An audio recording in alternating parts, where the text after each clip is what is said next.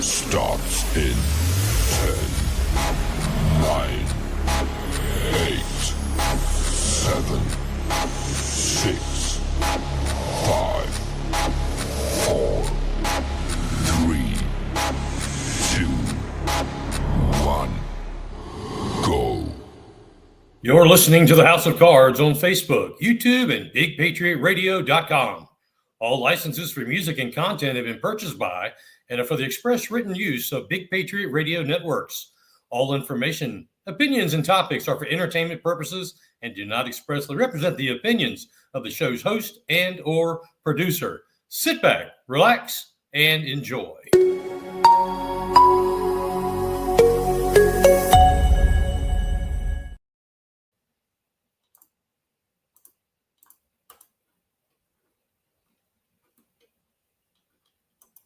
And welcome. There you go. Welcome, everybody. It is Thursday night here in America and around the world. You're listening again to the House of Cards on Facebook, YouTube, and Big Patriot Radio Networks. I am Mike Covert. January 30th is today's date, and we are not coming to you live from the Big Patriot Studios, but we are nearby. Welcome to everyone watching on Facebook, YouTube, and to those around the world listening in on BigPatriotRadio.com. I'd love to. We have two people in England right now, again for the fifth week in a row. Would like to know who they are and how'd you hear about us? Anyway, thank you to those so much to those who have been with us since day one, and those joining in for the first time tonight. We want to especially say thank you to those folks who are doing a big part each and every week. We try to get stars. We try to gain stars. That's kind of the cool thing. And we're aiming for 2,000 stars on Facebook during the show and after the show. That helps pay the bills, keep things, content coming, FOIAs and all that kind of stuff. We also want to thank those folks who make weekly, monthly contributions, $5, $10, whatever it is, to our Venmo. You should see that scrolling below down there underneath of me right now. Let's see. Somebody asked if Facebook takes some of the star money. Yes, they're inexpensive, and it's an easy way to contribute. Facebook does take its share, but that's okay. It's they got to make money too. It's okay. Speaking of last week, which we were off, I was sick, and you can probably still hear it. Still got something going on. The number one song last week on Big Patriot Radio was Gun in My Hand by Dorothy. Second time at the top spot here on BigPatriotRadio.com. Beaufort and Bluffton were the number one listening cities. Over 1,000 people tuned in live and during the week when we were on the week before that. In total, Lexington, South Carolina, Rock Hill, South Carolina rounded out the top four. And again, I have had something going on. I don't know have any of you all had, and it's here. It's not in my throat. It's all here. No sinus. Had a fever, couple 2 or 3 days. Just couldn't really breathe. Not COVID. The only thing that helped was prednisone. Coughing like crazy. Finally saw the doc, and there was some, question about flu and COVID and blah, blah, blah. Took another swab. All that's fine. No bacteria. So I hear other people, I don't hear them, but I see them on Facebook and X and so forth, talking about having sort of the same thing. So it's kind of strange. The swab came back. This is really weird. Inconclusive virus. An inconclusive virus. I've never heard of that before. But hey, if you're somebody that's fighting some crud, really hard to breathe. That's the thing. During the snow, I was down, totally down. And I hope all of you came out of that okay with no problems. When it all cleared and I had to move a couple 2x4s to the backyard, went out there and thought I could just moving 2 2x4s, completely winded. So not sure what's going on, but if you've got it, and I apologize ahead of time if you see me eating some cough drops. or I start coughing, I apologize, deeply apologize, but that's what we do. Introducing to you. You're on House of Cards, live on Facebook and YouTube. It's going down now. Locked and loaded with the truth. Okay, like I was saying, we've got a great show lined up for you tonight. A couple of 3 guests coming on, 2 at one time. One may come on at any time. Before we get going down that road, I do have a story that I want to pass on that we've just really started working on in earnest. So it came to my attention that the Beaufort County Economic Development Corporation, commonly referred to as BCEDC, gave a $75,000 grant to a nonprofit per an agreement initially dated 12/19/2022. Now, the nonprofit subsequently has acknowledged that they received the money. Now, this came about by viewers, listeners' concern. So anyway, as we treat every tip or every question, we start investigating. So anyway, this nonprofit, only in existence since 2022, has publicly reported a salary and other expenses on their 990 forms. Those are tax forms that prompted some questions. So in order to gain an understanding as to the facts, I submitted a Freedom of Information request. It was January 13th, 2025, to the Beaufort County Economic Development Corp. For documents about grants they had given out. Now, according to their November 17th, 2022 and January 19th, 2023 meeting, the minutes therein, the following was memorialized. Now, and just take a time out for a second. I'm telling you this just to get you up to speed on what we've been asked to investigate. I'm not blaming anybody for anything, but some questions have arisen. This money is your money. It's public taxpayer money. All right. So again, the government is playing monopoly with your money. Anyway, Beaufort County Economic Development Corporation discussed the performance agreement for the $75,000 grant to a group named Blackwoody. Stephen Murray, who at the time was the mayor in the city of Beaufort, noted the inclusion of language in the agreement pertaining to primary jobs, as well as the importance that the organization can play in strengthening cultural tourism. Blackwoody is also working very closely with the Don Ryan Center for Innovation in Bluffton. Blackwoody will be required to graduate 25 individuals through their cohort and 25% to be business focused on making a product. Those are the rules. The Blackwoody will also be required to conduct an economic analysis with the Beaufort County Economic Development Corporation on their graduates. Now, in writing, it says these metrics, and it's the same for whether it's this group or, I mean, there's been hundreds of people that have gone through the Don Ryan Center. There isn't hundreds that have gotten a loan from BCEDC, but anyway, these metrics were to be met by June 1st, 2024, like 6 or 7 months ago. Okay, you with me? All right, the following documents were included in the Beaufort County Economic Development Corporation's reply. They sent me meeting minutes, a copy of an agreement between the BCEDC and Blackwoody for the $75,000 grant. They sent a copy of the agreement. They sent a copy of a 2022 program for Black Equity University and a flyer about the organization. And 4, they sent copies of emails between employees of the Economic Development Corporation and the executive director of Blackwoody.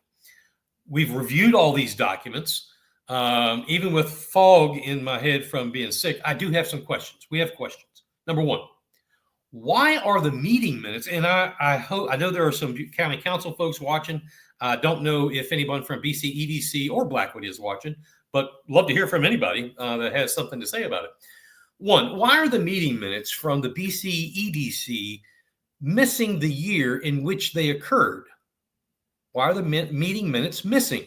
How could they make such an obvious blunder such as that when they have to memorialize their activities? By their own statements, they have to both parties have to memorialize this. Number 2, the agreement between the BCEDC, Beaufort County Economic Development Corporation, and the grant recipient Blackwoody was signed by Blackwoody's executive director December 19th, 2022. However, the Economic Development Corporation's executive director and the economic development specialist did not sign the agreement until October 29th, 2024. Now, think about that a second.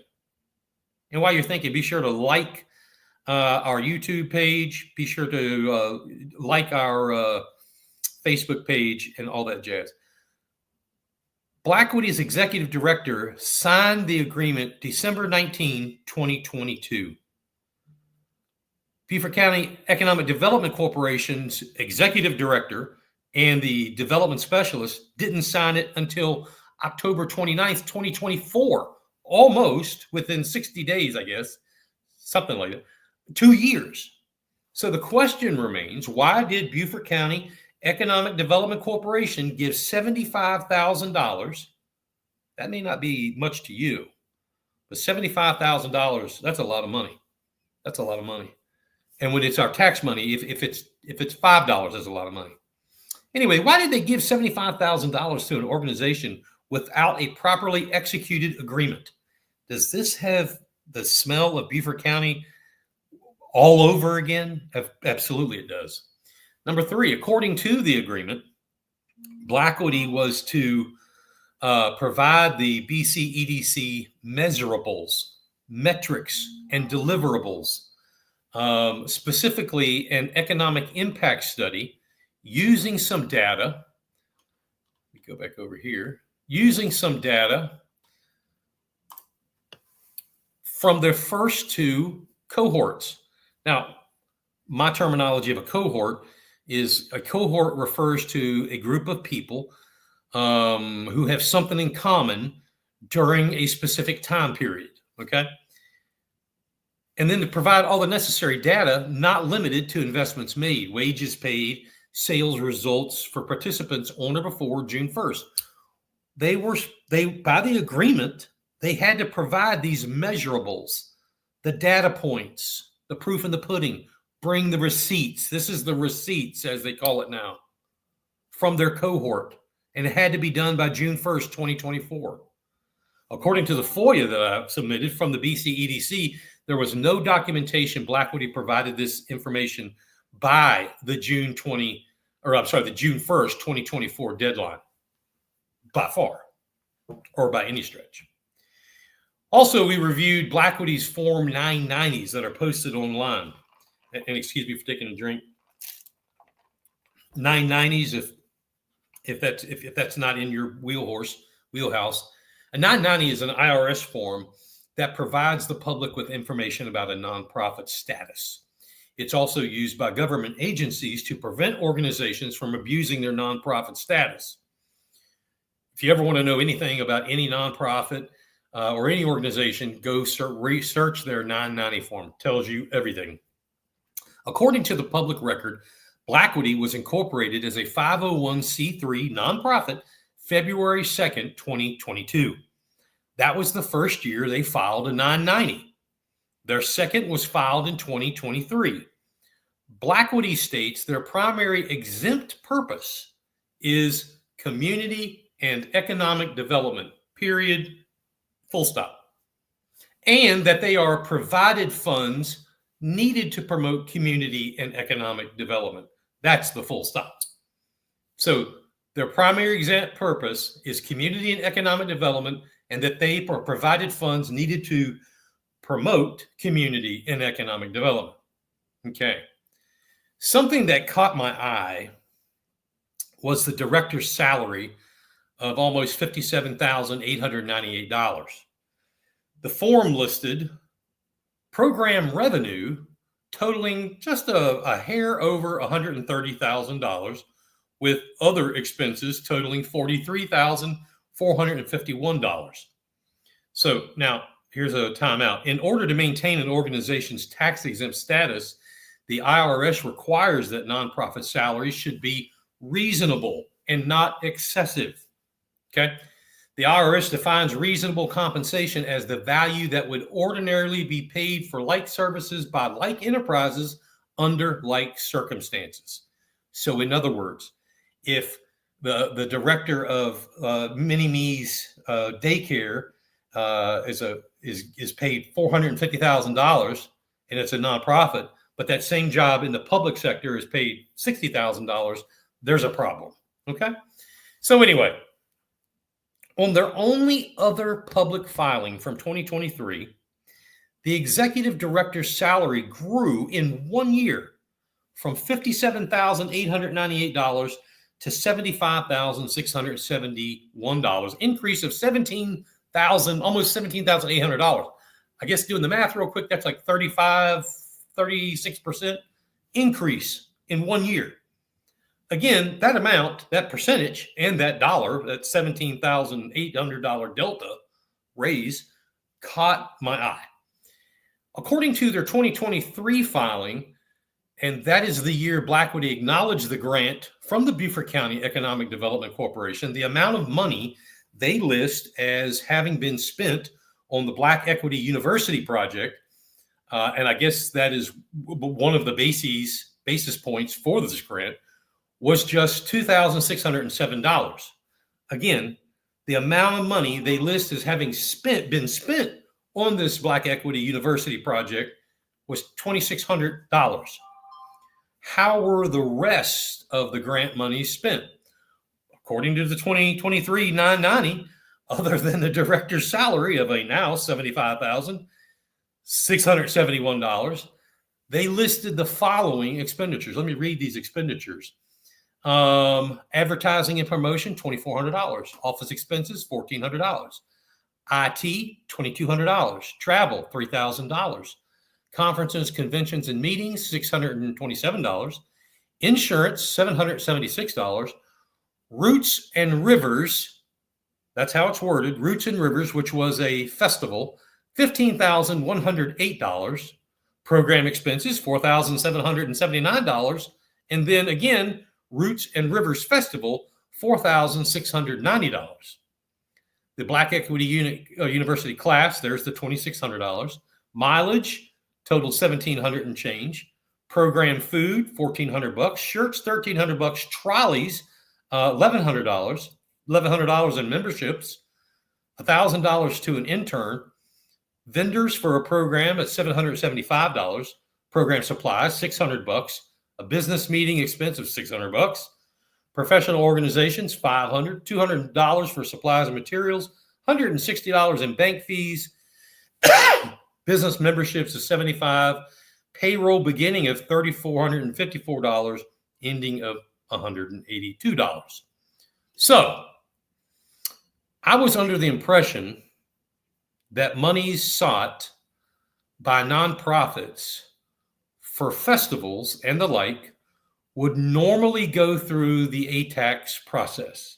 That's how they did that. Now, another one of my questions after reviewing these publicly posted filings is how this $75,000 Beaufort County Economic Development Corp grant, how did that meet the qualifications described in the agreement and in the stated objective of this organization? More questions than answers with this. Let's go! The station that keeps it rocking 24/7. Ladies and gentlemen, BigPatriotRadio.com. All right, it is 25 minutes past the hour, waiting on our guest to come in, the first guest coming on the show. Let me do a little time check, make sure I don't have anything pending out there. Again, love to hear from you on this investigation. Again, I'm not accusing anybody of anything.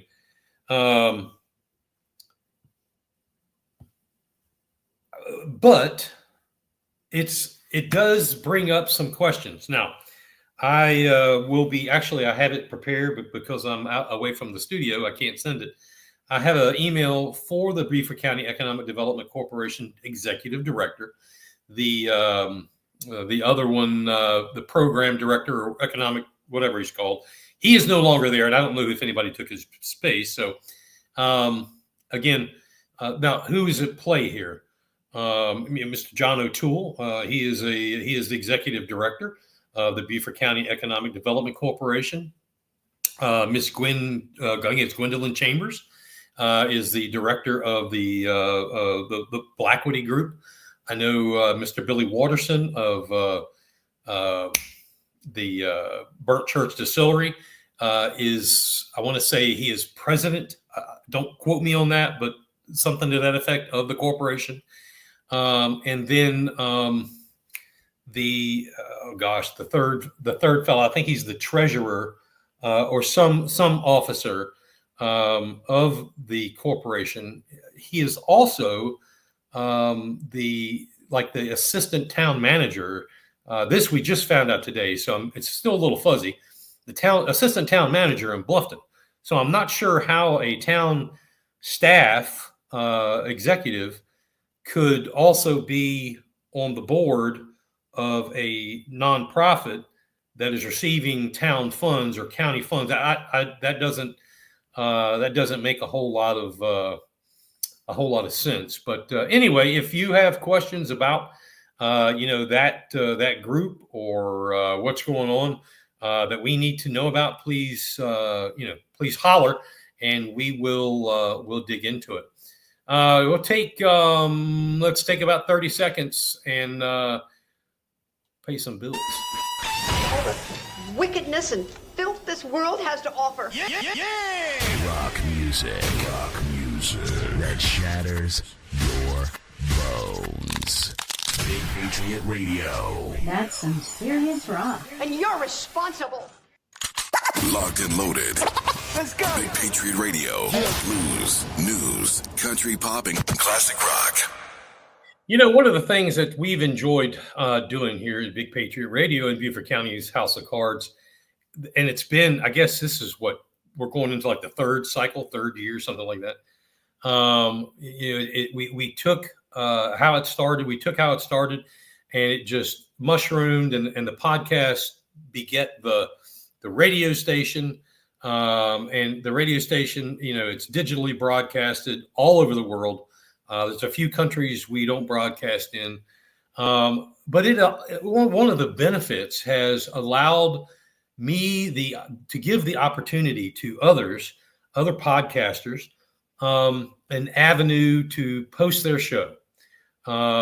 It's more of a collaboration. We don't charge people for that. Unlike the Spotify's or Apple, podcasts. Of course, then again, we don't have millions of viewers on the video side, but there are people, places, and things that can benefit from this type of collaboration. One of the very first, not the first, but one of the very first teams that we had on here, you can hear them on Monday nights on BigPatriotRadio.com at 7:00, and then again they have an encore at 9:00. I want to bring them on the show. That is New America Movement, coming to you live from the Upstate. Please join me and welcome David Cox and Jordan Cox to the show. How y'all doing? Hey guys. Hello, how's it going? It's going good. I hear an echo on somebody.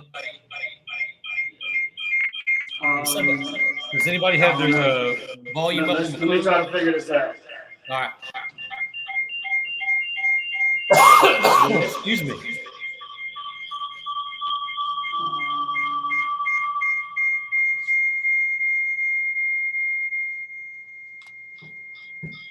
Make sure it's not me.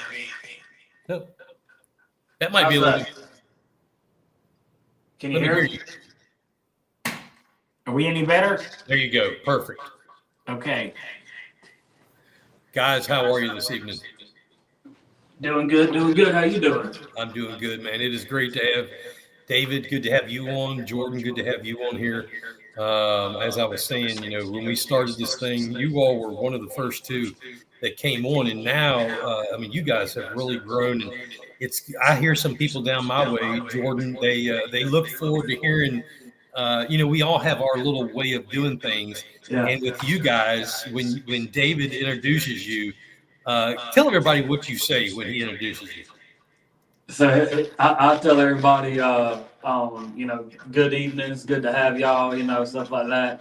And at the end, I always say, God bless and God bless America, because we're sure gonna need it. That's right. Well, the thing I was going to mention was what people keep saying to me is they just love how he says, "How you doing?" Oh yeah, how you doing? That's right. How's everybody doing today? That's How's it. everybody doing today? That's the Jordan You can tell he's not Cox from New York. trademark. David, it's good to see you again. Last time we saw each other was at the Lexington County GOP event several months ago. It's good to see you. Guys, we really appreciate you being on the radio and giving us, two places to fill with your podcast. How are things, politically speaking, in the Upstate? Well, it's like everywhere. There's always a lot of division among the parties, but right now the Republican Party is more divided, I would say, than the Democrats and the Republicans are. So we have to figure out a way to come together and get on the same page. I think our weakness right now is our inability to work together and understand that elected officials are not perfect. There's no such thing as the perfect candidate. I always tell people go by the 80-20. If you get a good politician to do what you want 80% of the time, we'd love to have 100, but it's just hard to get that. The longer these guys stay in office, the more they're pulled into different directions. But right now we need to figure out a way to educate voters, educate people who are involved in the party to understand that it's better to pick things that we agree upon and work on those things so that we can accomplish something together. Because right now we're so divided. We're spending more time kicking each other in the teeth than we are trying to fight the big issues that are going on in our communities and in our city. And that has to stop. We've got to put a stop to that, and we've got to come together. Couldn't agree more. And I think would you agree, Jordan, that, 2025, the GOP has reorganization. And I mean, there's no better time than the present to, get our heads out of our ass and reorganize properly. No, absolutely, man. I'm going to turn this up just a second. No, I agree. We need to reorganize, and we need to reorganize the right way. We need leaders, like what my dad was just saying. We're split down the middle, and we need leaders that are going to come in and say, enough of, like, for instance, in the PCRP, we just have a lot of, our candidates are going to go forward and that's it. Like, nobody else is going for me, like, a complete reorganization of something means reorganizing it.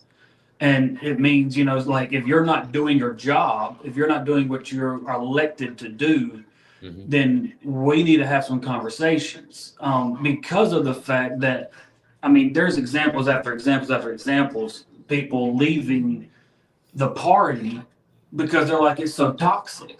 And that's what I don't want. I don't want people leaving the party and then going and saying, well, I'm going to just be an independent, or I'm going to just be a Republican without a home, or I'm going to be this or that. And it's like, we have a beautiful place here. We got some great people here with great ideas. They just don't want to hear from them. Exactly. Well, I think a lot of it is human nature is to be a little destructive. I think we have to give ourselves a check on that and realize that that doesn't benefit us as a party or even as Christians. I think we have to be able to say and understand what that 50,000-foot view should look like in our county when it comes down to the issues that we're dealing with and what we can get out of elected officials. Right now, a lot of people are running from different positions in our community because they don't like how toxic it is. And I talk to people all the time and I say, hey, would you like to run for office? And the first words out of their mouth, no, you're not going to drag my family through this mess. Yeah. And when I hear that, it's really sad because that's not what our founding fathers intended. They wanted people to be willing and joyfully go to Washington, go to Columbia, represent your local town or your community as a county councilman or a city councilman. And it was supposed to be something that was inspiring taking care of the business of the community, the state, and the country. But now it's a fist fight in who's going to carry the football. Often talk about politics are like a football game, in that whoever has the football is the one in charge, and they're always jostling to take control of this. And it typically doesn't benefit the citizens when we get into this kind of toxic relationship with power and people. What we need to do is have more people wanting to run, creating an environment where they can come and do their job. The second thing I'm seeing that really bothers me in the state is that we're electing a lot of people that are just not qualified to fill these offices. I've been told 100,000 times by people running, for offices that, hey, I'm a Christian. Okay, that's great. But that doesn't mean you can run government. I have people tell me, well, this person has great character. Okay, so what? What does that mean? It takes more than just being a Christian and good character to get involved in the government. And I know that sounds a little bit like I'm trying to isolate certain people from participating in the system, but this is a dog-eat-dog world. And I tell people it's a blood sport. If you think you're going to get into anything politics where people are going to pat you on the back and bring you flowers every day, you're badly mistaken. They're going to come after you and criticize you, whether it's another Republican or the Democratic side.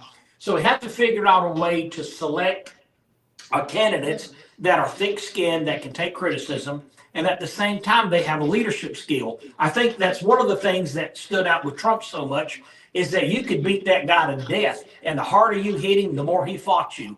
Whereas most people today, God knows I have pulled a lot of candidates out from under the desk telling me I can't take the pressure. I say, well, what pressure are you talking about? What is all this stuff on Facebook about me and my family? And I say, turn it off and ignore it.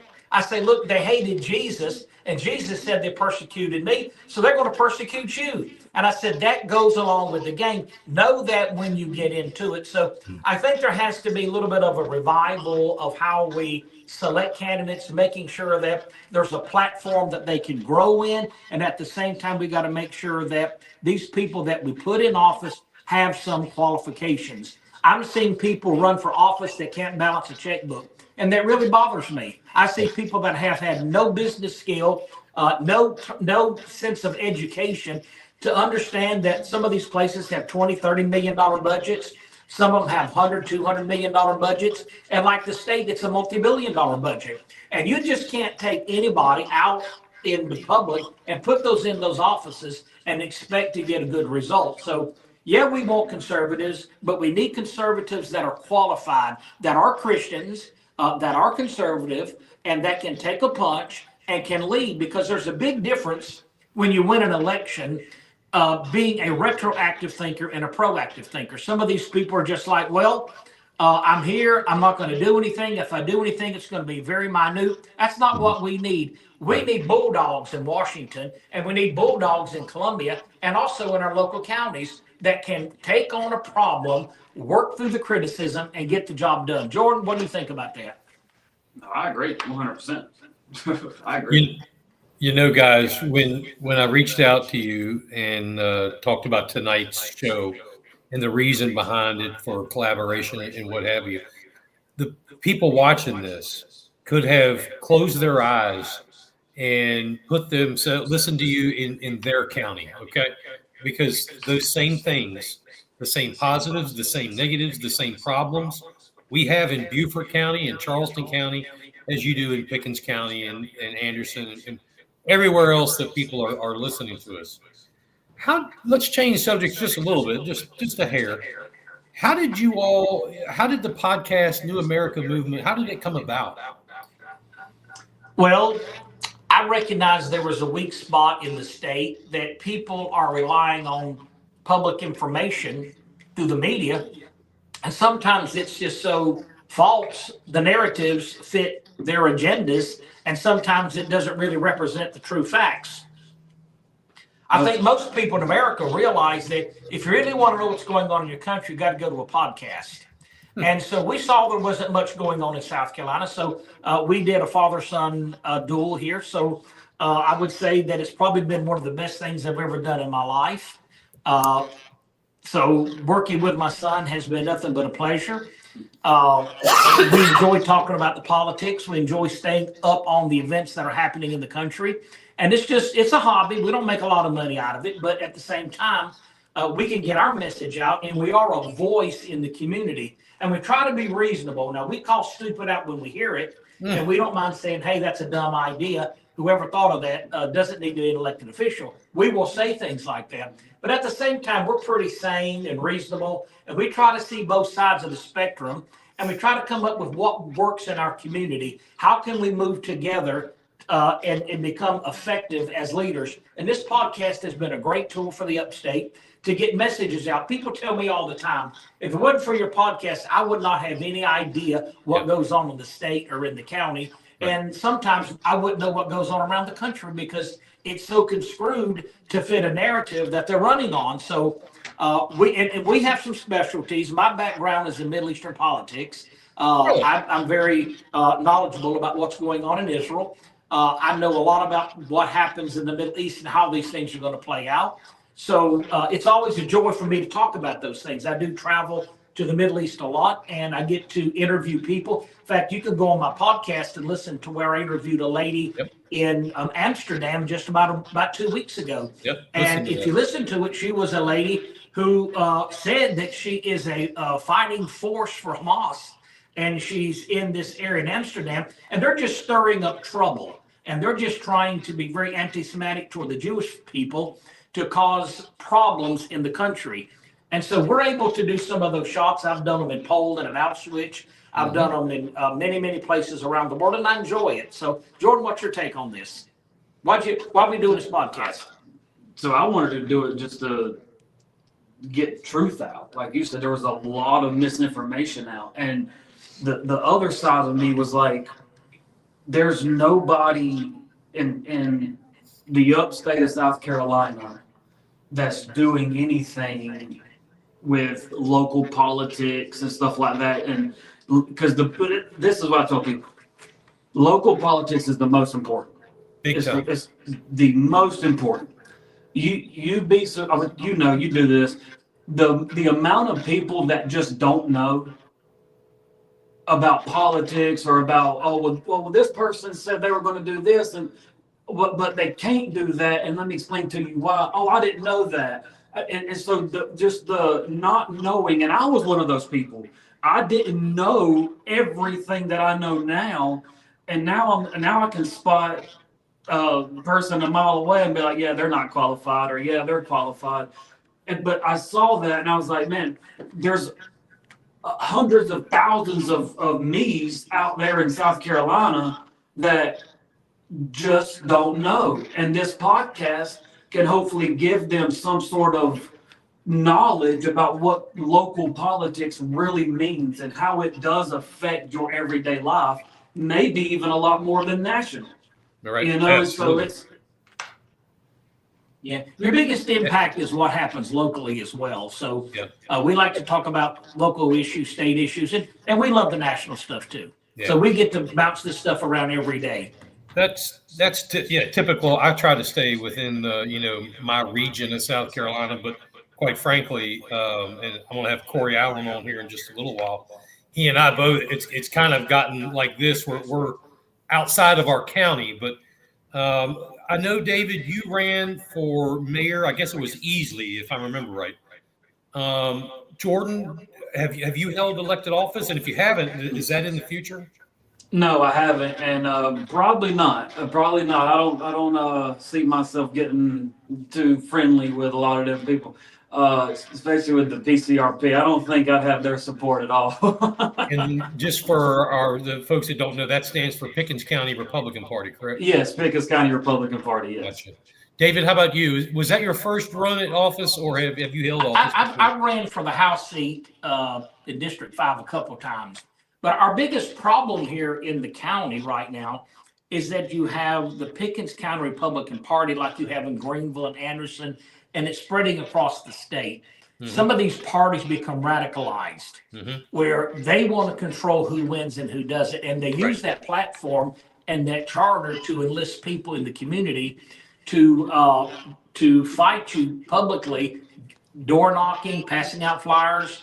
And a lot of this stuff is just simply lies they make up about people. And I've seen it done with so many other candidates. And it's really sad.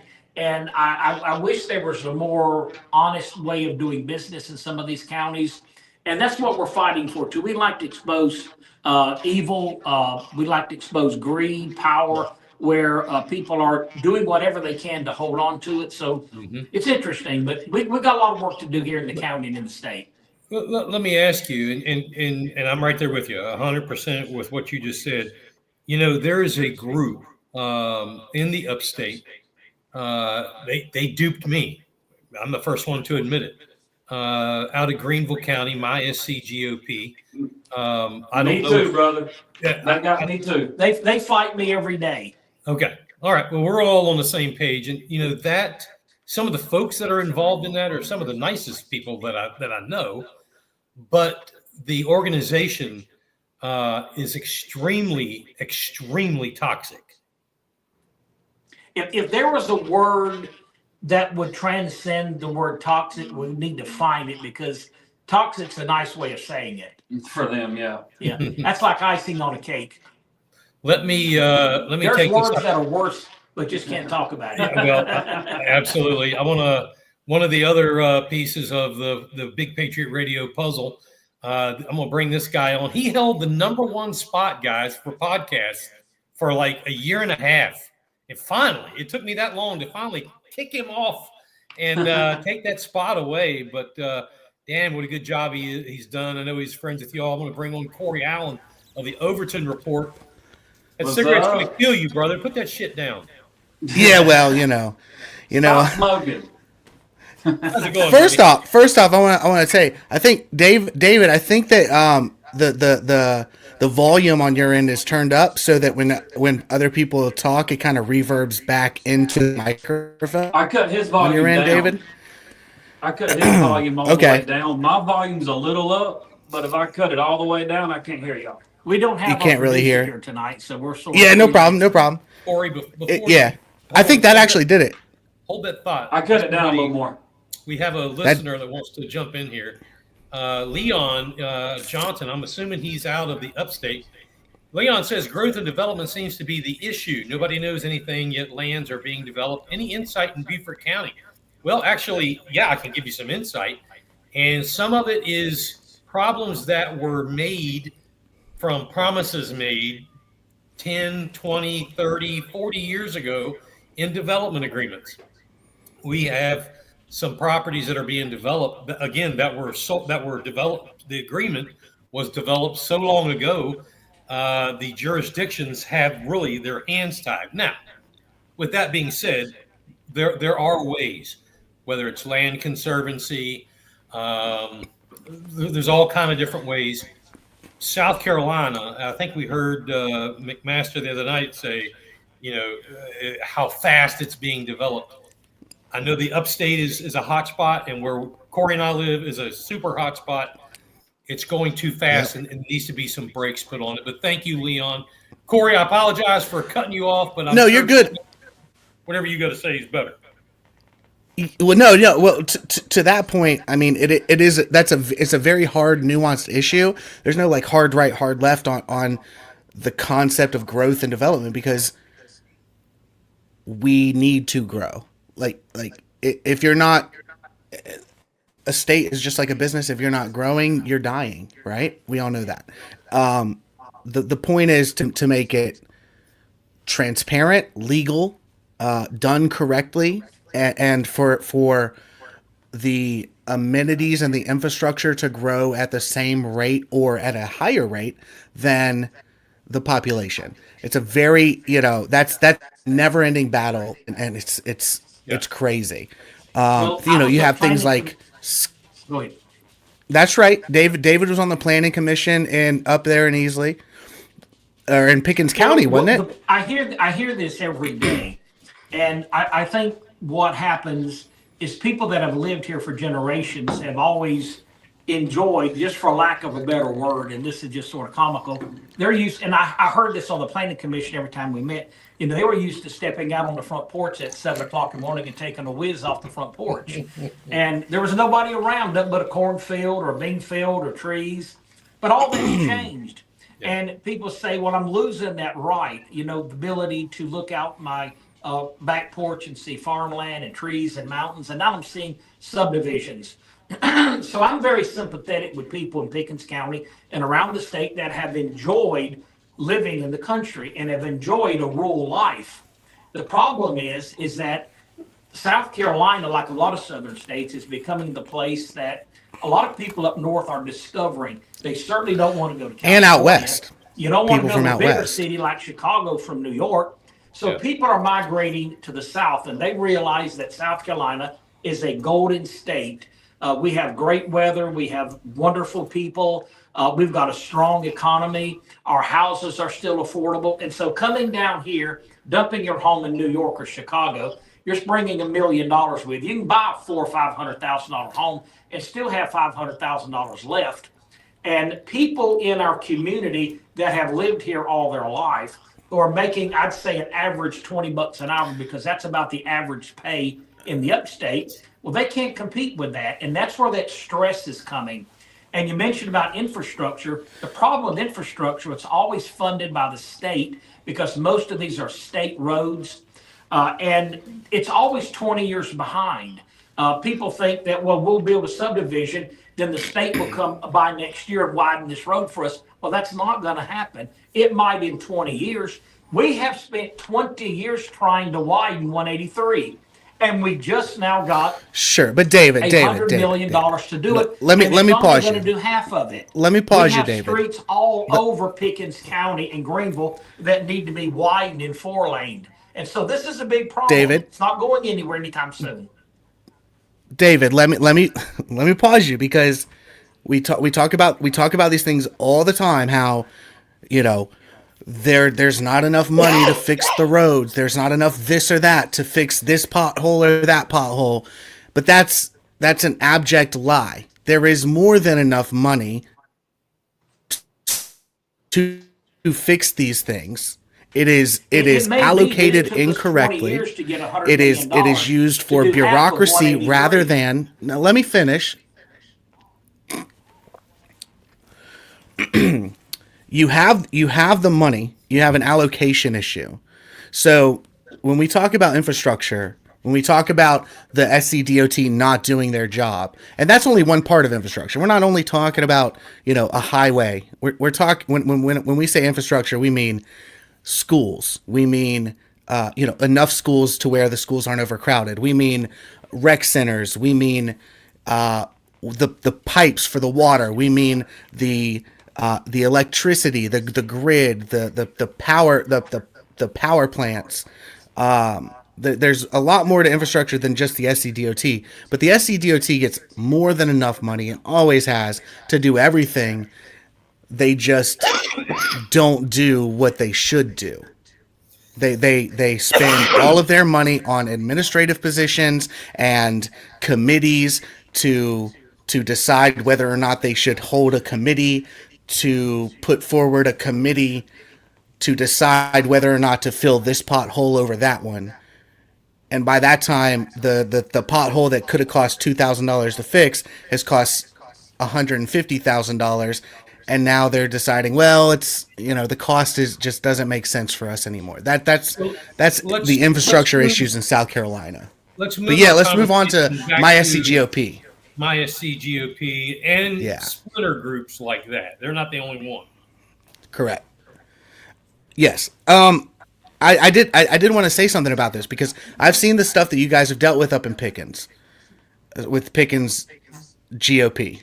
And you're right that this is something that has spread. And I think I heard David say something that was really important, that a lot of the people, and Mike, a lot of the people that are involved or believe in these groups at the lower level are just normal, everyday conservatives who are fed up with the uniparty system and fed up with the actual rhinos. And they get co-opted by the gross leaders of groups like my SCGOP and their cronies throughout the state. So I think that the conversation, especially around reorg, needs to be, and I was having this conversation with a lot of people just earlier today, it needs to be about showing these rank and file people these MySC GOP leaders are not real leaders. They're not being truthful with you. They're not being honest. They're co-opting you and your energy to try and get your vote. And then they're going to just dismiss you out of hand the way they've done to everybody who has ever joined their group and then had some minor disagreement with them. Jordan, do you see in Pickens County, I'm assuming you live in Pickens County, do you see that group becoming more of a force in Pickens, spreading from Greenville over there? You know, are more people getting involved in the splinter groups, or is it fizzling out? No, they're gaining ground. They're trying to. So right now they're trying to get elected a new chair, a new vice chair, and a new EC.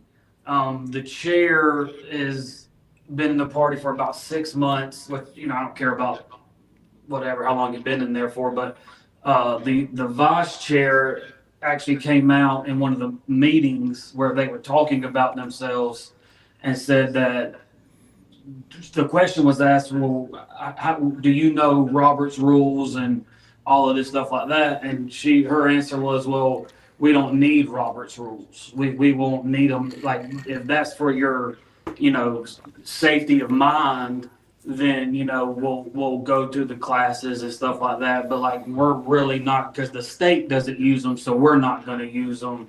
I got a problem with that. Because like, they're there for a reason. You can't just say you're not going to use them. They've been used in business meetings from here on out. They've been using all the city meetings forever, and to say you're not going to use them to me is just radical. Then the other guy, the EC, says that Donald Trump is on his third term, that he's been president this whole time. And I'm getting to a point here, and the point I'm making is these are the people they're gaining ground with. Are people that are telling you that Donald Trump's been president while the border was open, while all of this mess, while the economy was trash, while transgenders and kids were doing this with kids and stuff like that. So my whole thing is like, if you're going to take that stance, then you have to then blame Donald Trump, and then you have to say you're against the Constitution, because that's unconstitutional. You can't just be on 3 terms. And if we're really going down that road, are you saying that Donald Trump created these problems just to come and fix them? So it's a lot of and he's a devout conspiracy theorist. He claims it. And this person's running for what, Jordan? He's running for the EC, man, to fight for us in Columbia. Okay, so he's running as state EC. What's his name? His name is Andrew Mullinax. He's the guy that did the January 6th stuff, and he did a amazing job on the January 6th stuff. What do you mean? He did his Bloody Hill, I think it was what it's called. Did like the documentary about it or something. Y'all Bloody interviewed Hill. Him for that. Yeah, he came on our show as well. Yeah, super nice guy. All of these people, I'm not saying are not nice people. They are very nice people. It's just, if you're going to be in a position of leadership and go down to Columbia and fight for me, being a conspiracy theorist kind of puts me in the boat of like, okay, well, are you going to say, like, if something don't go your way, is it going to be a conspiracy to you, or did you just not do a great job? Well, I do want to say one thing to that. I don't think it's a good idea to throw around the term conspiracy theorist. We just saw that in the RFK. I understand, but using that term as a way to discredit somebody or whatever, like we just saw the RFK hearings. For 3 terms. That is, yes, and that's something to say that these types of beliefs first are irrelevant to the position of a state EC, but second are damaging to the cause. But I'm just talking about the term conspiracy theorist because again for the third time I say this, I understand the third time that I'm saying this is that just today in the RFK hearings, they were asking him, "Are you a conspiracy theorist?" And I encourage you to watch what he said about that. me and you both know that's two totally different things. No, I'm Well, saying let that me it's bring something used. to light here if I can. It's Uh, used one- in a one of the derogatory problems way. We're seeing in like the upstate, Greenville County has the same problem. It's in Anderson. Pickens County's is severely affected by it, but it's moving across the state. Anderson. And that is the idea that a handful of people in the party can select a Republican that they choose over other Republicans and use what that reason? platform to door knock and publish material and put that person in office. That's how we got these three. Yeah, that's how these three that we're talking about were. And the were last referring to. ones, and the mayor, and the city council. Yeah, and it has highly impacted our leadership here in Pickens County because. But what Mike we're can seeing speak to is this. People get elected so that they can be controlled by the party. Matter of fact, it's such a toxic environment right now that there's this thing moving around the state. I don't know if you've heard about it or not yet, but it's going to be where all the parties, the chapters in every county, like the Pickens County Republican Party, will get away from any sort of primary when it comes down to the local elections. So if you're a county councilman, you won't get primaried. What would happen is you would go to a convention in June, and that convention would select the person that they want to serve on, like a sheriff, a school board, a county councilman. Yeah. And that's the new thing that's sort of coming through the counties. You're talking about the that old would mean rule. that people You're talking in about the your old rule. neighborhood would not be Dave. selecting a sheriff, would not be selecting county councilman, and that would be a disaster for our community. It would absolutely be a disaster. And to be quite honest with you, that has already crept into Beaufort County. There is a group called the Friends of Liberty. Fortunately, it has, in name it's nice, but it has slimmed in its capacity. The head of that she is the state EC from Beaufort County, and she picks and chooses who she wants, and will just, try to blaspheme anyone who crosses her path. And it is Same thing in absolutely Pickens County, same abhorrent. thing. So that is a lie. But totally different sides. Totally different That's sides. But it is that's a the lie. thing about this. Yeah. So this is not a single-sided thing where you have my SC GOP people or types are picking candidates. No, we've had that happen all across the state. I've seen it accomplished on one side thus far.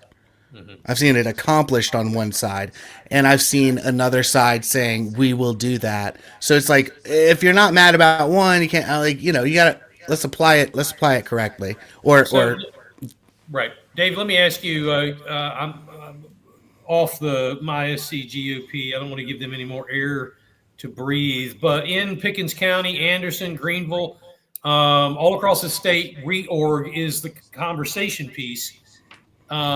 In Beaufort County, we are not able to get from our county chair the names, at least right now, the names of the ECs and precinct presidents. Totally mind-blowing.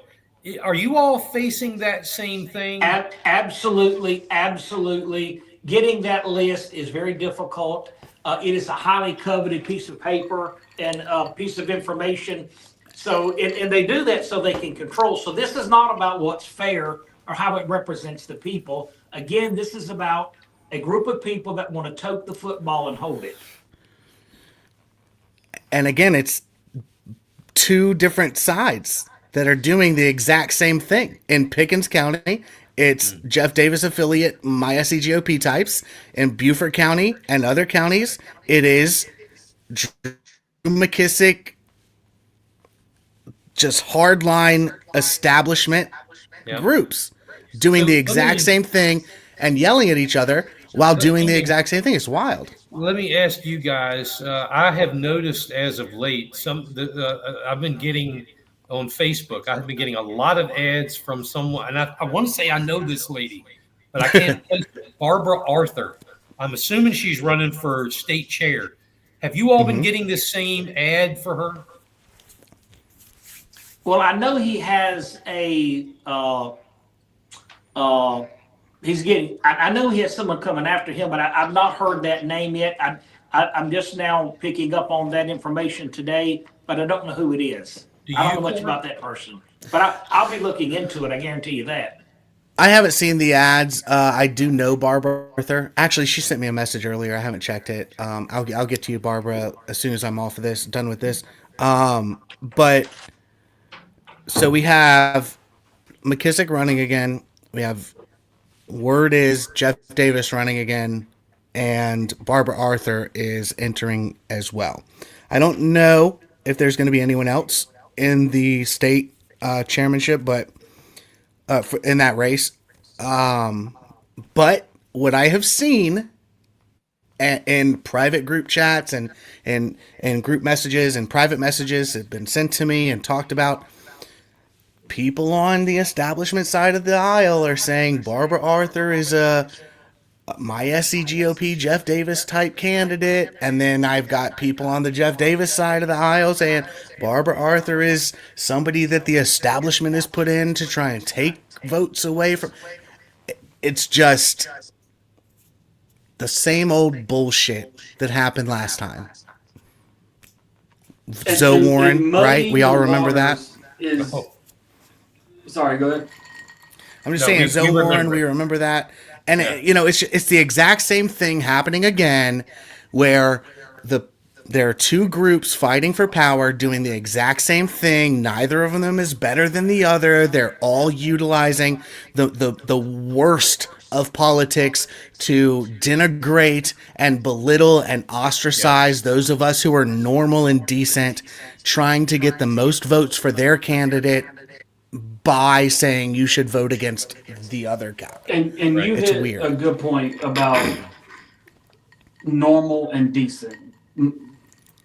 The people of whatever county you live in, or we just want honesty. We want honesty. We want truthfulness. We want transparency. We're sick and tired of the mudslinging back and forth. Yeah, we know already that both sides hate each other. We know already that if one brings a candidate, the other one's going to throw mud. If one brings a candidate, the other one's going to throw mud. If there's a candidate or the establishment or there, but just like Corey said, everyday people though are like, hey, who do I choose here? What do I do? I'm getting told all these things, and as you saw when Donald Trump won, he swept everything, and it's because people were like, hey, we want transparency. We want somebody to be like, this is what's going on. This is the truth. So I personally believe that these people's days are numbered. I don't think you're going to keep getting away with stuff like this. The problem is who's going to have enough money to run against these people, first off. Well, guys, I think this is a subject that we're not going to solve tonight. No. There's a lot more conversations to be had about this one. I have one final thing, and David and Jordan, I'm going to be cognizant of your time, and we'll let you go here in a second. But I do want to ask, because we're covering all parts of the state here, real quick. The governor's race in South Carolina is at least has the ability to be shaped up as quite the event. I'll give my opinion last, but right now it does appear to be Alan Wilson, the lieutenant governor, Pam Yvette, and Nancy Mace. That appears to be where we are. There's a couple. And Sean Bennett has officially announced as well. Oh, Sean did announce? Okay, well that's even better. Real quick, for the Upstate guys, what sells in the Upstate?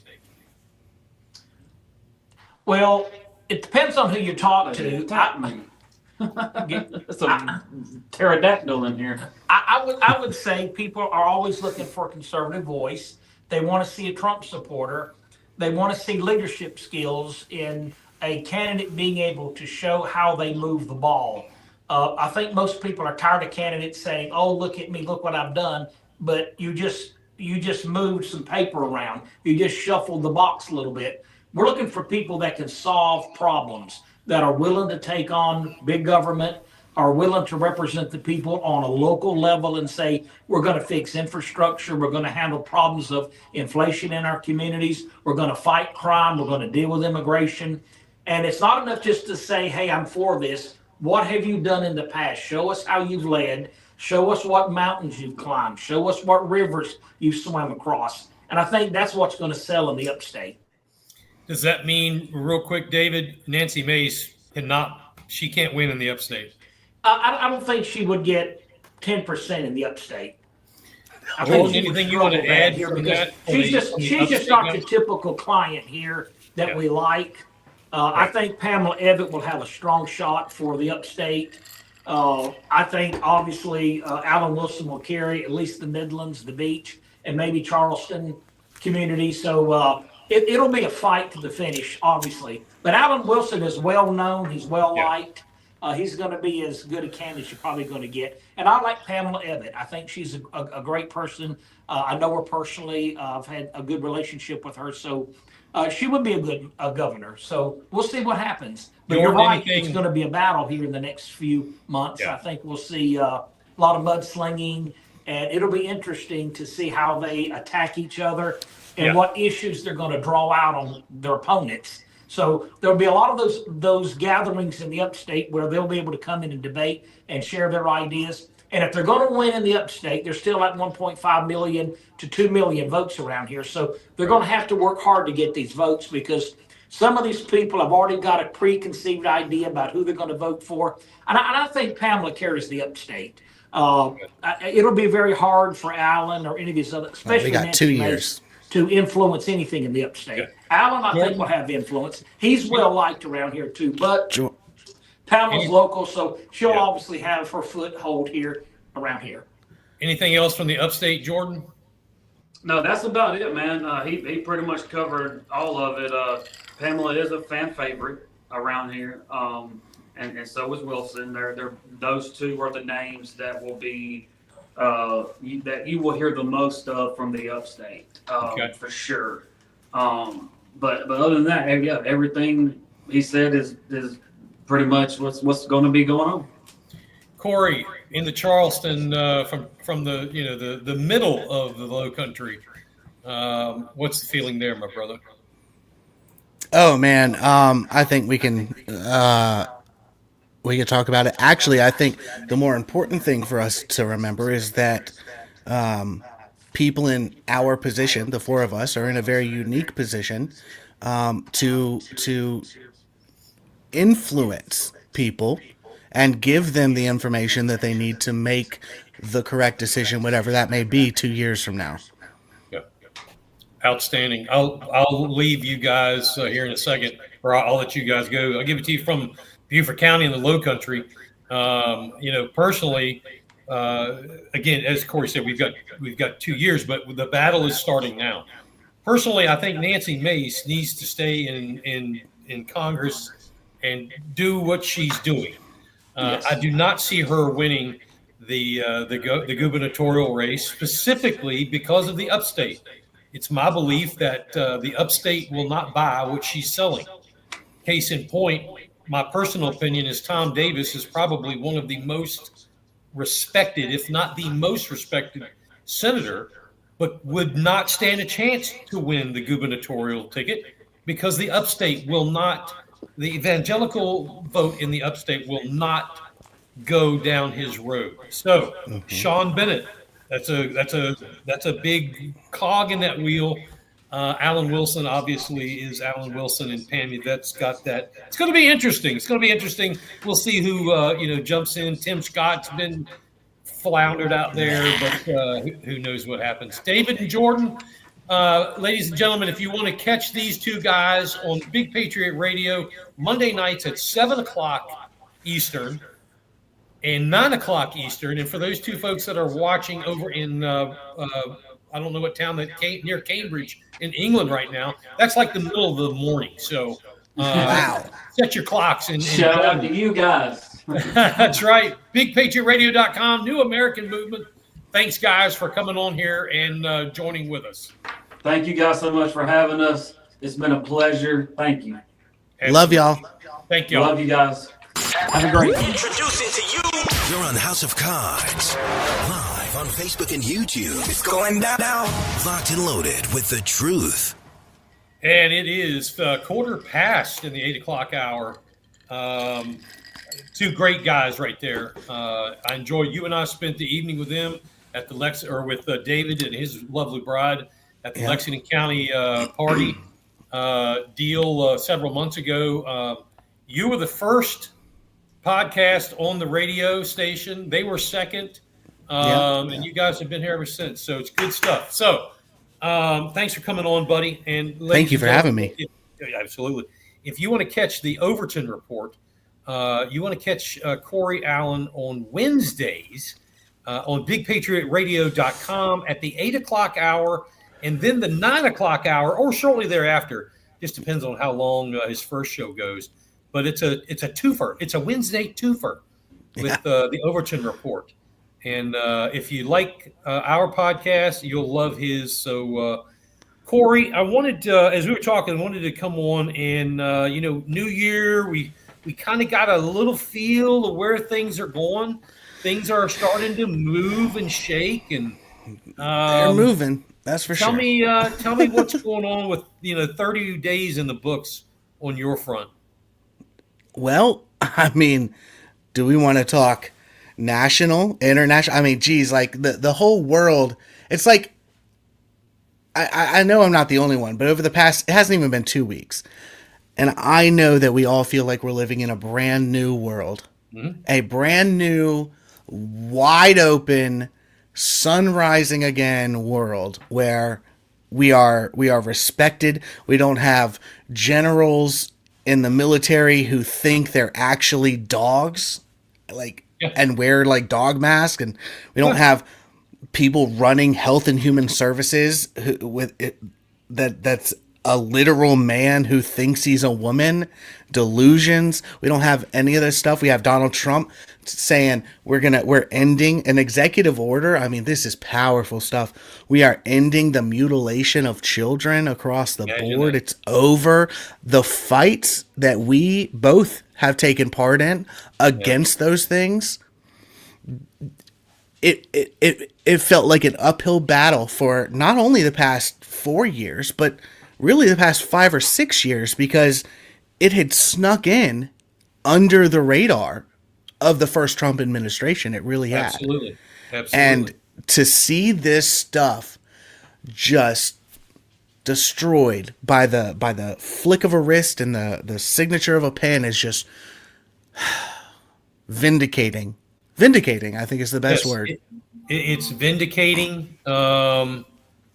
It's refreshing. I think that and through some tribulations that we both have had to go through over the last 8 months or whatever it's been, we tend to look at things a little bit differently. And I try to, as I was speaking with folks on here about our new county council chairwoman, I want to extend every bit of grace I can for her to do the job. She can't. That's not what usually the old Mike would have done, but I think that's important. But talking about a breath of fresh air, I want to ask some of those folks who think that you and people like you and I and some others that we go to bed and the horns come out of our head and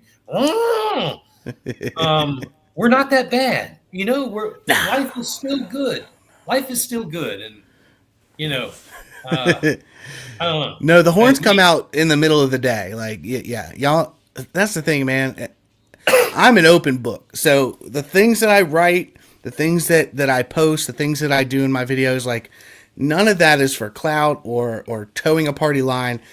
Those are all my beliefs, my feelings, my views. And, I beg on a daily basis for somebody to come and explain to me why I'm wrong.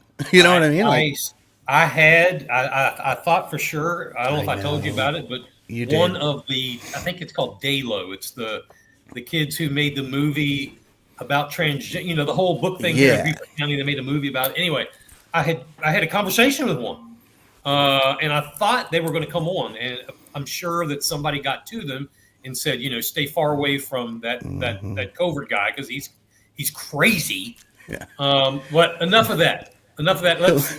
Yeah, I'll let's direct go. us where we're going to go. Let's Sure. first talk about what came out in the news today about Nancy Mace. Since we were speaking about her, what in the hell has she said? Dude, I don't know how to take it. And I went onto her Twitter and it got worse. It seemed to get worse and worse. So Nancy Mace seems to be implying that Alan Wilson is involved in child sex trafficking. I mean, that's what it seems like from her tweet. So we know that Alan Wilson was up there today in DC and was there for Kash Patel, who will be confirmed as the FBI director, was up there for his hearing and all of that. Okay. And then Nancy Mace posted today, at Kash Patel, she tagged him on Twitter, on X. Kash Patel will expose the epidemic of child sex trafficking. Pay attention to who doesn't want him to do that, or who doesn't want him to expose child sex trafficking. And then she replied to her own tweet and said, cough, Attorney General of South Carolina, cough. And then it was like, well, what does that mean?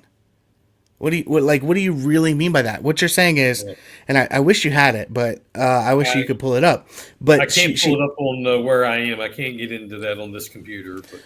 But. So for those out there who don't know, like Alan Wilson, and I have no dog in this fight right now, especially right now. But I have seen Nancy Mace be Nancy Mace for years. Okay, we've all seen her be her. Okay, but when she says that Kash Patel is going to expose the epidemic of child sex trafficking, pay attention to who doesn't want him to do that. Mm-hmm. Cough, South Carolina Attorney General, cough. Well, how do you take that? How can you take that? That's obviously I'm going to reach out to her office for and we do have there is conversation there. I'm going to ask for like a little explanation. Personally, I already have. They haven't got back to me yet. Okay, but yeah, they won't. They don't. Usually. By the way, did you apply for your press pass?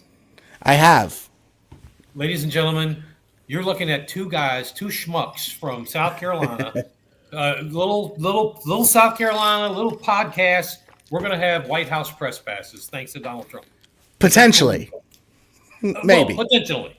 Yeah. So anyway.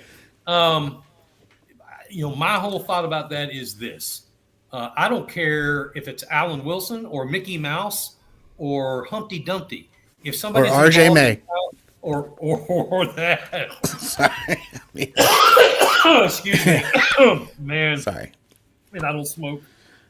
Whoever it is, if you're involved in child sex trafficking, you need to be exposed. So, But it's wild to say that because the only person that I recall in South Carolina over the past few years doing anything regarding child sex trafficking and sex trafficking at large is Alan Wilson putting together task force, arresting more like the arrests of that the task force has arrested so many people involved in sex trafficking, whether it's child porn or whatever, CSAM, or it's actually harming children. The only person I've seen do any of that is Alan Wilson.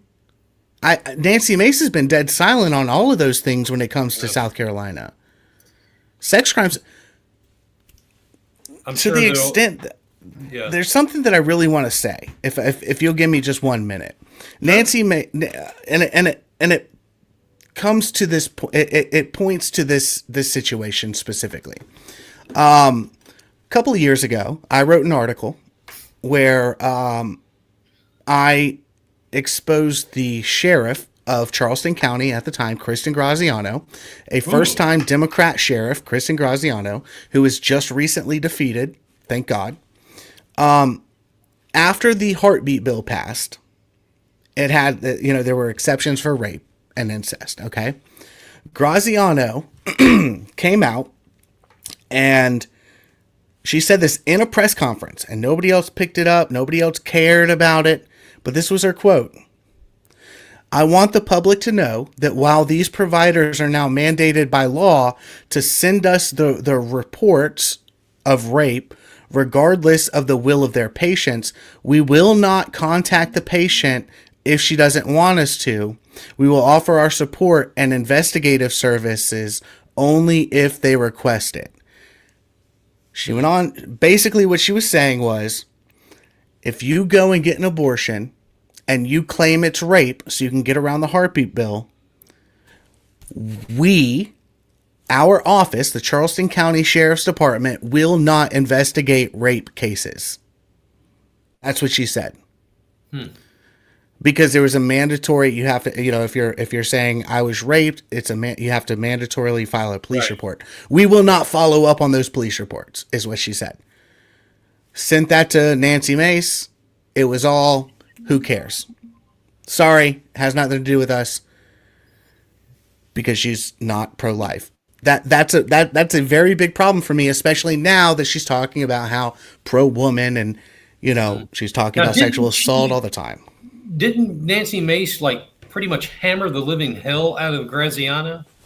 She did that about 6 months ago, or during this last election. The last time she was elected. Yes. Right. She finally, 4 years after that was day one. Day one, Graziano declared Charleston County a sanctuary county.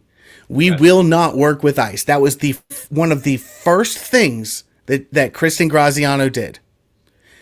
Dead silence from Mace, not only from that point when it was the first thing that Graziano did, but from her next election, not a word. Throughout the next her entire next 2 years, not a word. Then Graziano has some Republicans running against her, and Nancy Mace suddenly says, this is a sanctuary county and I won't stand for it. I can't believe she did this. Yes, you can believe she did this because this has been 4 years and you've not said a word about it. That's one of my biggest problems with her, to be honest with you. Well, I think this gives people like me and you the opportunity, if she does run for governor, that opens up the conversation. Let's switch gears a little bit. Sure. Speaking of the governor's race, the listeners heard us talk about just a few minutes ago. Do you see Nancy Mace being serious about running for governor? And as you and I talked, I think she can run. She'll have to run for her House seat and the governorship at the same time, which is very strange. Or not. Where is her head in all this, as far as you're concerned? Sure. I think, and I'm open to changing my perspective based on information that comes out, but I think that Nancy doesn't have any more friends in Washington, D.C. I think that she bet on red and it came up black, right? She bet against Trump for years after riding his wave into office the first time. She's done way too much against Trump. And Trump, I don't believe, and now Trump is remaking the government with his loyalists, and she's found herself on the outs, and so I think she sees the writing on that wall, and she said, I can be a powerhouse in my own state, or I can be a nobody in Congress for a few more years, and I think that's what she's weighing at this moment. That's what I believe. That's just what I see. At the end of the day, she may end up finding herself in neither spot. And that is absolutely possible. I'm sure people like Kathy Landings, Katie Arrington, a few others are at least on the GOP side. I've had people ask me, and I've said absolutely not, are watching to see, if she does stick her foot in the other side of the pond, what's she going to leave open? Let's talk about Sean Bennett. You mentioned, and I wasn't aware of that. Yeah, I just super upstanding guy. He's a senator from Greenville County. What's your opinion? Why would he want to? Why? Why Bennett? I don't have much of an opinion or much insight into Sean Bennett. I don't know him very well. I have heard good things, and I've heard moderate. Oh no, he's from Dorchester County. Yeah, that's right. Yeah, he's from Dorchester. Not Greenville. Sorry. He's from Dorchester. Yeah. He's actually my state senator. But I don't know much about him. You know what I mean? I've never been able to get in touch with him. I've never been able to speak with him. I think he was warned off of me early on by certain individuals who will remain nameless for the time being. So there's not much I can really say about him, except that you're known by the people who you allow to influence you. And I've seen him be influenced by some bad folks. And I think that I don't think his goal is to be governor. I'll say this just from me, just looking at politics in general. I think his goal is to hold some other type of position and to build some type of following and give that following away to another candidate if the deal is ripe enough. Does that make sense? That's how the game is played. That's how the game is played. Yeah. Tom Fernandez, friend of yours and mine, now state senator from right there in Berkeley area. So far, I mean, it's only been a couple of weeks. I've talked to Tom while he's been on the floor. I'll have to say, so far, I'm impressed. Tom has actually been extremely well-spoken. And I have to say, I don't know if you caught it the other day, in debate about if folks don't know about it, but the education bill is Senate Bill 62. That's right. Widely flawed. Tom, Senator Ott from Calhoun, who was a House member, he took over this. Newly elected Senator Ott. Yeah. He started speaking and went, ladies and gentlemen, he went total communist manifesto on the Senate. I immediately got a hold of Tom Fernandez, said a couple of things. Tom rose and was given the floor, and he said to Senator Ott, "Did you know, Senator, I have more followers on social media than anybody in this room." That was a total mic drop for Tom Fernandez. And for those that don't know, Tom told him without saying it. And if Tom is watching, props to you, brother. You told him he went full on communist and needs to go sit down without telling him that. Yeah. Yeah, no, I did see, I saw that Tom had said something about that. Actually, I think Matt Lieber posted that quote, and had a picture of Tom. He said, Tom Fernandez, the Honorable Tom Fernandez's first quote on the Senate floor. "Sir, are you aware that I have the largest social media following?" It's like, it was really, Tom's doing a really good job. I know as far as S62, I don't want to say too much, but there was a discussion had about some of the senators in there doing what we were talking about earlier, basically saying that anybody who opposes any part of this bill is just part of that MySC GOP faction, and that's like word for word what they said, and they're all just full of it. They just want us to kill it no matter what. And a discussion was had about, well, look, there's a difference between the bad faith actors, which do exist, and especially in the education bills, the Jeff Davis faction is definitely bad faith because he wants to make money from this.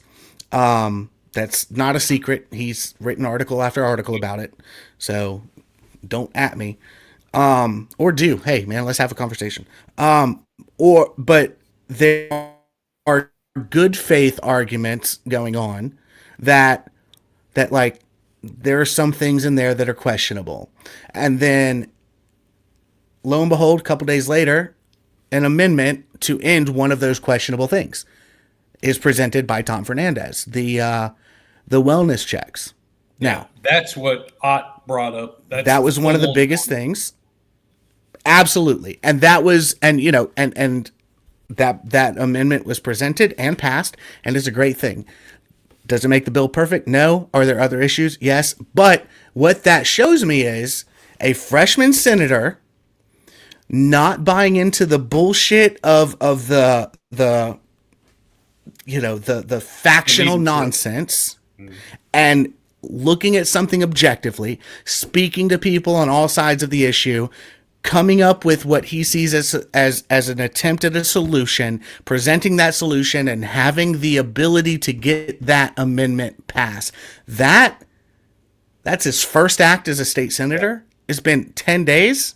I mean, my guy, like that's no, it's a Sunday. That shows good faith. Scary Sunday. So let's give the folks a little bit of background on this. What we're talking about, Senate Bill 62 is the school voucher bill. That basically, the money per student, per capita, is either going to follow the student or follow the school, and blah, blah, blah. Senator Ott proposed an amendment to this that would have made it mandatory. And in his words, he said to, I believe it was Senator Embry of Horry County, he said, "My amendment is such common sense. Surely, Senator, you wouldn't mind for every parent to have to bring their children to the school 2 times a year just to be checked on, because and I put this on social media, Senator, sometimes bad things happen." That literally came out of the mouth of Senator Ott. And that is where Tom Fernandez said, this is crazy. So there was already, but however, before that, in the bill itself, there was already a wellness check situation that was in the initial bill already. Yeah, so that's it was already in there. Ott wanted to make it more intrusive with his amendment, but there was already a so you could do it like a telehealth wellness check, or some government agent would come to your home. Right. Ott wanted to make it 2 times a year. Yep. You have to bring the child to the school. Yes, crazy stuff. Apoplectic about that, and that's the kind of stuff that's going on in the State House. David Cook, listening in, Corey, he's got a comment. He says, education issue, forcing children to sign in to get a digital pass to use the restroom. Is there any way this is even legal? What say both of you, since this is one of many things making me rethink K-12 public education? Well, let me take a stab at this first. I don't think it's uncommon. I mean, when I was in school, elementary school, which would have been like 50 years ago, we carried a little piece of wood. Yeah, and it said bathroom, and they would write your name down on a board. Yeah, we had to have that they had. Yeah. So now that it's 50 years later and we're in 2025, the digital age, which is long gone, I don't, just on the surface, it seems innocuous. Now, is there some subverted reason behind it? I mean, I don't know. I have a hard time with a lot of stuff we're seeing come out of public education in South Carolina, vis-a-vis like the book issue and other things. But I don't know. Corey, what's your opinion on his comment about a digital pass to use the restroom? It's first I've heard of this. Sure. Taking it at its word. And first I'll say that, yes, the South Carolina educational issues, we've got a lot of them. I will say that there's progress being made. I mean, fourth graders in South Carolina are far exceeding the average of the nation. We've moved 13 spaces from number 26 in the country to number 13 in the country when it comes to freer schools, like freedom in education. Those are pretty intense, markers. As far as this goes, if we're talking about, so when I was in school, like you, we would have a little, like a key with like a little piece of wood on it, and we would take it to the bathroom. But our teacher would also write down on a piece of paper, Corey used bathroom today. And if they found that every single day we were going to the bathroom over and over and over again. Yeah. They would say, okay, wait a second. Are you just trying to get out of class? And they would compare it with other teachers, and other teachers would, and then they would be like, oh, look, this student is leaving class every single period, every single day to use the bathroom. Maybe there's something else going on. Yeah. This just seems like a modern version of that. Yeah. On its face, it just seems like I never heard of this before. We can't look for problems everywhere. Right. Yeah. But on its face, it seems innocuous. Yeah. So I don't know where we were before that, but anyway, let me move onward. Speaking of schools, the State Board of Education, or its committee for removal of books, has gone through a couple of cycles. Ivy Zalai, the other complainant in Beaufort County, and myself. We've watched these. She's participated because I think now there's some kind of stipulation you have to have a kid in school or something.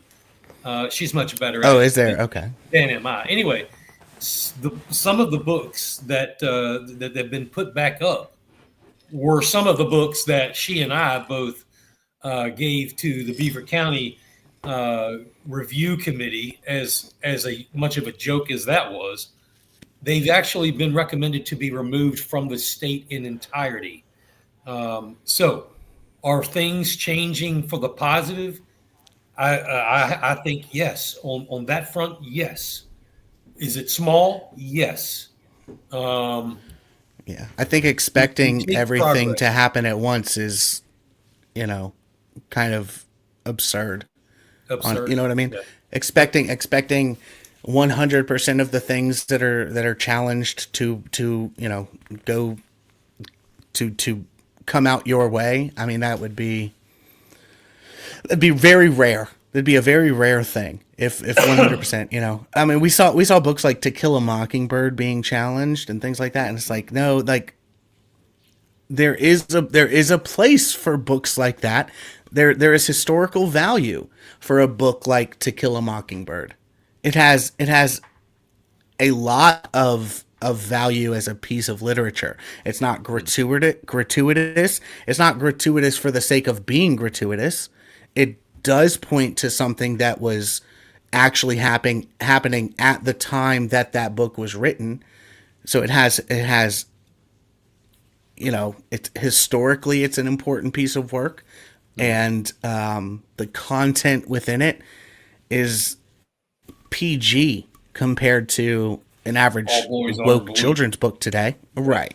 So when I see books like that being challenged, and then the right decision, in my opinion, the right decision being made to keep those books, because those are books that not only that I grew up reading, but that like To Kill a Mockingbird, you grew up reading that, your parents grew up reading that.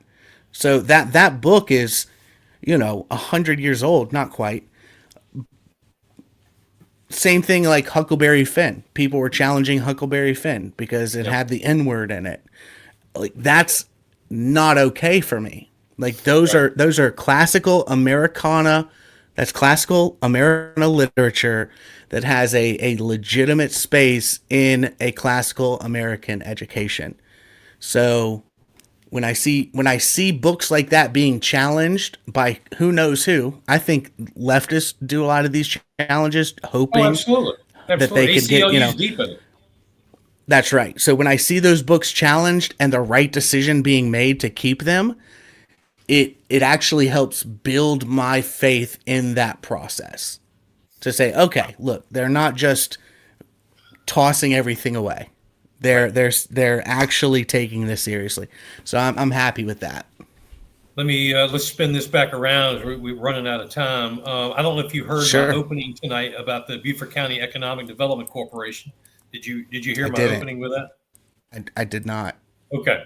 No. And I want to get your opinion on this. It's an economic development corporation funded by the public taxpayer dollars. It's on their dole. I had sent a FOIA in for some documents at the request of some citizens that had said, hey, there's some things going on we'd like to know about. Anyway, a $75,000 grant was given by them to a group named Blackwoody. The group Blackwity, like Blackwity. equity, They but started black. Blacquity, Blackwity. Yeah.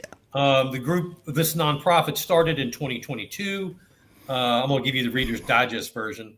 The director was Sure. paid $57,000. The next year, she was paid $78,000 or whatever. 38% increase in wages. Hell of a raise. Hell of a raise. The timeline isn't fitting.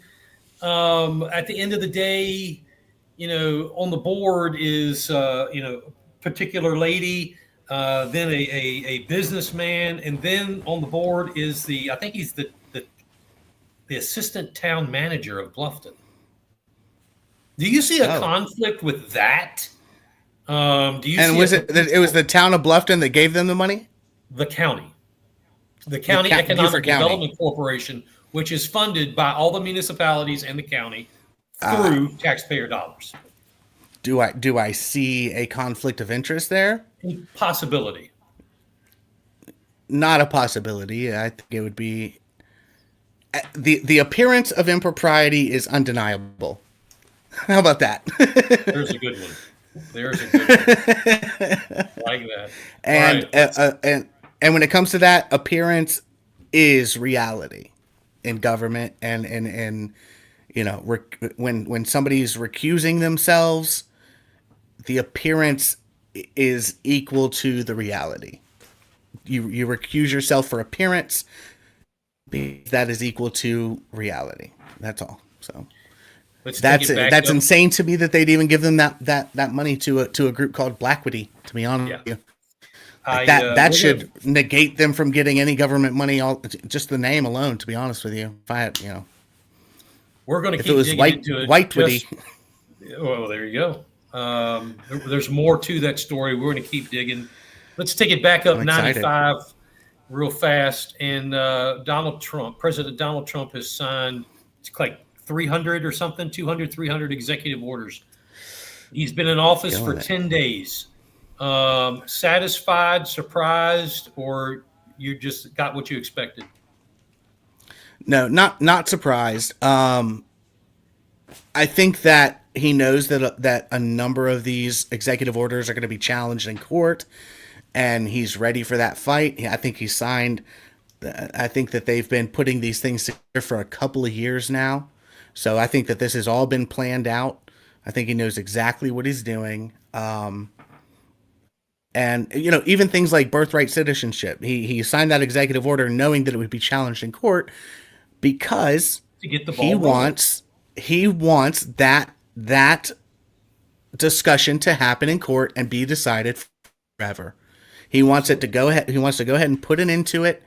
And he's done that with a lot of different things. He wants the courts to go ahead and rule on it so that there's no more beating around the bush and bureaucrats kind of twisting things and interpreting things in different ways. He says, let's put it all out there. Let's make the decision for now and forever. And I think that's a really cool thing. I don't think a lot of people are talking about right now. Before I get to the next question, which isn't about Donald Trump, I want to stick with him. A lot of what he says and how he says it is, for lack of better words, he just likes to fuck with people. I have enough people that I know that are inside that sarcasm is his thing. I don't know if that's because he's as wealthy as he is and he just doesn't get it. But that's how he is what he is. He's sarcastic as hell. Do you think Americans are finally, and especially mainstream media, are they finally understanding that and saying, just because he said snow is really purple, that doesn't mean he really thinks snow is purple? Are they getting that yet, Corey? Yeah.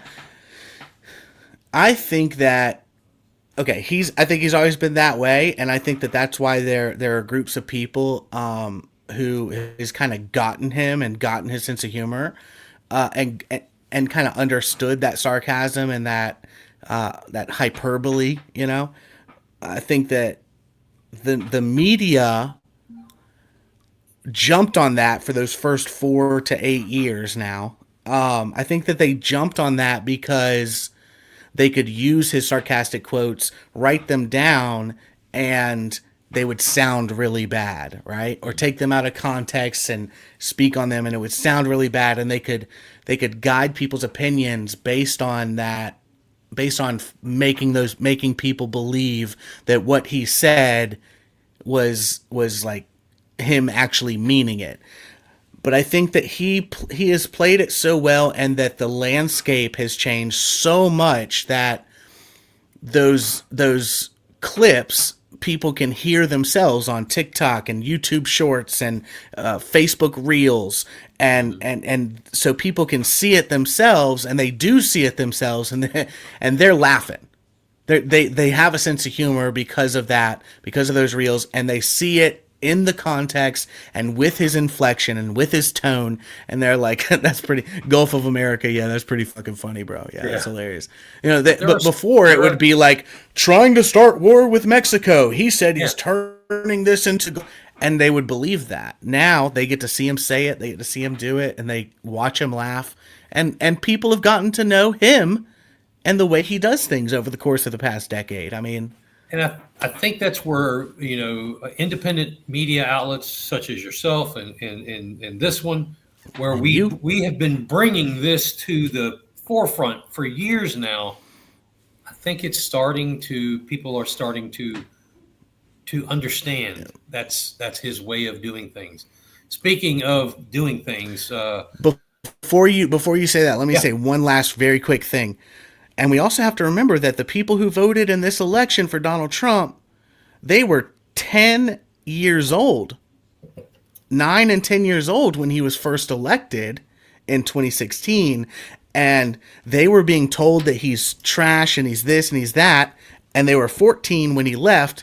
And then they went from 14 to 18, entered the job market, graduated high school, saw a president that couldn't even, close his own mouth and was drooling the whole time. Yep. And then they remembered back when they were 10, and they're like, no, actually this guy wasn't, what are you talking about? And they saw that for themselves, and they went out and voted. And that's that whole generation. We're talking people from 10 years old, all the way to 14, 15, 16 years old were selected. It's a whole different world. Some people have discounted what they call the Barron Trump effect. I don't discount that at all. I think that was very, very a big important part of this. Joe Rogan, Theo Vaughn, absolutely. Yeah. We've got cabinet picks flying in and out. Hegseth was controversial, but Tulsi Gabbard, whom I happen to like her. RFK, who as his food thought process, my wife and I just love. I heard there were some big time heated things happen today with RFK. I don't know if you know what it is, but do you happen to? I don't know. Well, there were, yesterday and today, there were some things that they were blaming him for measles outbreaks in Somalia that happened 2 years before he ever visited Somalia. What did he have to do with it? Well, they were saying, because when he went there, so I guess in 2017 or 2018, Somalia did some program where they stopped giving people MMR vaccines, kids MMR vaccines, measles, mumps, and rubella. And over the course of the next couple of years, they had they basically had like half of the kids in this country had it, half of the kids in the country had not had it, the vaccine. And so he went there and he spoke on something, and he was there for some other reason, some economic thing that he was discussing. But while he was there, he was looking into the measles and mumps rates of people who were vaccinated and people who weren't, and they were blaming him for that because there was an outbreak. But they were blaming him for literally everything. They said that he's a shill, that he sold out to Donald Trump. He came back at them like Bernie Sanders. Bernie Sanders was talking to him, and he said, well, Bernie, you got to understand, Bernie Sanders was talking to him about corruption and the bureaucracy. And he said, well, Bernie, The corruption is not just in the bureaucracy; it's in the Congress too. I mean, 2 years ago, Bernie, you were the highest. You as a congressman got more money from Big Pharma than anyone else, and Bernie was like, blah blah blah blah blah. He's like, no, you got $1.5 million more than anyone else. Like, you are paid by this group, so it's Big Pharma, and almost everybody on the committee is a highly paid Big Pharma recipient in their campaign. So it's going to be a wild fight, man. Also, did you know that 7 people got arrested yesterday holding BLM protests in Marion Square against immigration in Charleston? No, I did not know that. Tell me about it. So the protests are popping back up. 7 people were arrested for failure to obey. They didn't get a permit, and there was like 100 people there, and they were all like just, walking in the road, doing what they always do. And there were 7 arrests. They were all charged. I think a couple of them are still in jail. They were speaking about how their parents are illegal immigrants and how they had them and their citizens because they're anchor babies and just wild stuff. So the protests are back in Charleston and in the state. We can definitely expect this, and you can definitely expect to see it on my Facebook profile, because we are going. I think there's one on Saturday. We are going to every single one we know about. So if you hear of one, send me a message. Where is the one Saturday? Is that Johnson Square? Charleston. Marion Square was where this past one was. I'm not sure what part of Charleston this next one will be. We'll see. Okay. Keep me involved, and I'll spread that. If you want to do a link to link, we can do that on this channel as well. All right, brother. All right, man. Corey Allen is with the Overton Report every Wednesday at 8 and 9 p.m. Check him out on BigPatriotRadio.com. Brother, it's always good to see you. Yeah, man. It's always good to talk to you. All right, bud. All right, man. Peace. Bringing you the best selection of hits for your listening pleasure. Yeah, so let's get into it. BigPatriotRadio.com. All right, a couple of final things real quick here. GOP reorg, we talked about it just a while ago. Find out where your precinct meets. Find out who runs it, who's involved, get people involved. Contact your county's chairman, GOP chairman. If they won't give you the names of who's in the precinct, contact us and we'll spread that. America First candidates have done a fantastic job in 2024. Now we need to be ahead of the curve for 26. So reorg is in 2025. If you're not happy with how the county, the schools, the state house, the party itself is being run, get involved. And you can be in the face and you can be in the background. You're tired of the infiltrated uniparty, going back to the good old boy politics, get involved. Final thing, a very, very good friend of the show and mine has lost her son within the last 48 hours. I haven't been able to reach her, so I don't want to use her name. But I ask each of you, whoever it is you pray to, whatever it is you pray to, ask for prayers to stop the useless and senseless violence surrounded by drugs and gangs and guns. Love on your kids. Look out for your neighbors. Look out for your neighbors' kids.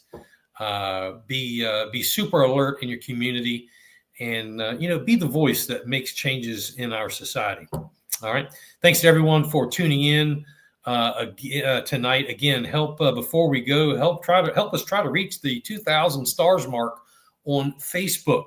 Go to Facebook links somewhere on the page and send us some stars. Thanks to all of you. Great show, says David. Awesome. Thank you, sir. We appreciate you being on here. Let's see what else. Where was I? No, that's about it. Go to Facebook links where you're watching. Get the stars to the show or write down a Venmo link. We're going to be back next Thursday for one of Beaufort County's House of Cards back in the studio. Don't forget to tell a friend, hit the like button, follow us. It's whirlwind of more story just to blow your mind. Until then, be safe. Watch your story.